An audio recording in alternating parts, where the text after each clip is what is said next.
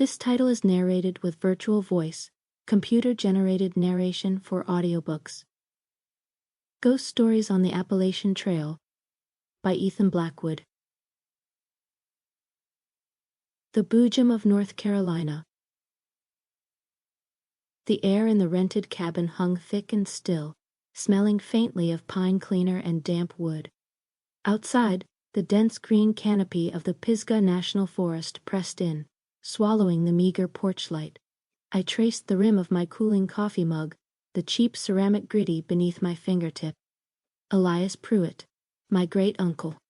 A name whispered in hushed tones during childhood visits, synonymous with eccentricity and ultimately tragedy. The official story was a hiking accident, a misstep on treacherous terrain near Mount Pisgah. But the unofficial story, the one murmured by great-aunts with wide eyes and tight lips, involved something else, something ancient and hungry that lived in the shadowed hollers.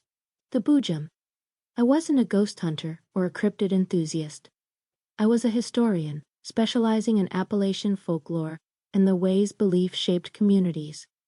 Elias's story was a footnote in my family history, but it was also a perfect encapsulation of the legends that clung to these mountains like mist in the valleys. The tale varied in the telling, a monstrous beast, a spectral entity, sometimes even a mad hermit warped by solitude. But one detail remained consistent in the oldest versions, the ones closest to Elias's time. The Boojum was a thief, drawn to shiny things, hoarding them in a hidden place. And it was near one such place that Elias Pruitt had vanished, leaving behind only a pair of mud-caked, blood-soaked boots found near the mouth of an uncharted fissure in the rock. The local sheriff at the time had quietly appended a note to the file, mentioning Elias's last known words, overheard by a fellow hunter days before his disappearance. Something about seeing a twisted thing dragging a heavy sack, glittering as if full of gems, into a cave that wasn't on any map. My research had begun in dusty county archives, sifting through brittle newspaper clippings and Elias's own scattered notes, loaned reluctantly by my grandmother. He'd been more than eccentric, he'd been obsessed. His later journals were filled with frantic sketches of misshapen figures, maps marked with tentative X's across topographic surveys of the Pisgah wilderness, and repeated mentions of the glittering hoard and the deep song. He wasn't just chasing a local legend, he believed he was on the verge of finding something tangible, something real. He wrote of following faint trails, of finding peculiar clearings where the ground seemed unnaturally disturbed, littered with pebbles that shone with an inner light. The locals in the nearest town were polite but reserved when I asked about Elias, or the Boojum legend. Older folks just shook their heads, muttering about respecting the woods, about places best left undisturbed. One woman in the general store, her face a roadmap of wrinkles, leaned close, her voice a dry whisper. "Some things ain't meant to be found, honey." Elias Pruitt forgot that. Dug too deep. The mountains, they got teeth. Her eyes, pale and unsettlingly direct, held mine for a beat too long before she turned away. That night sleep was elusive. The woods outside weren't silent. Twigs snapped. Leaves rustled where no wind blew.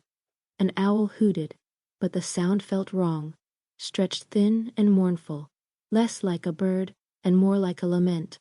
I found myself straining to hear something else beneath it, a deeper resonance, the deep song Elias had written about. I dismissed it as nerves, the power of suggestion working on an overtired mind in an unfamiliar, isolated place. The next morning, I drove my rental SUV as far as the rutted Forest Service road would allow, the vehicle groaning in protest. From there, it was footwork. I had Elias's last known map, a detailed topographical survey, crisscrossed with his own pencil lines, converging on a dense, steep region northwest of the Pisgah Inn. The air was cooler here, shaded by ancient hemlocks and towering oaks. Sunlight filtered through in dappled patches, making the forest floor flicker between light and deep shadow. The path Elias had marked wasn't a path at all, just a compass bearing through thick undergrowth, tangled rhododendron, and slick, moss-covered rocks. Hours passed. The silence grew heavier, punctuated only by my own ragged breathing and the buzzing of unseen insects.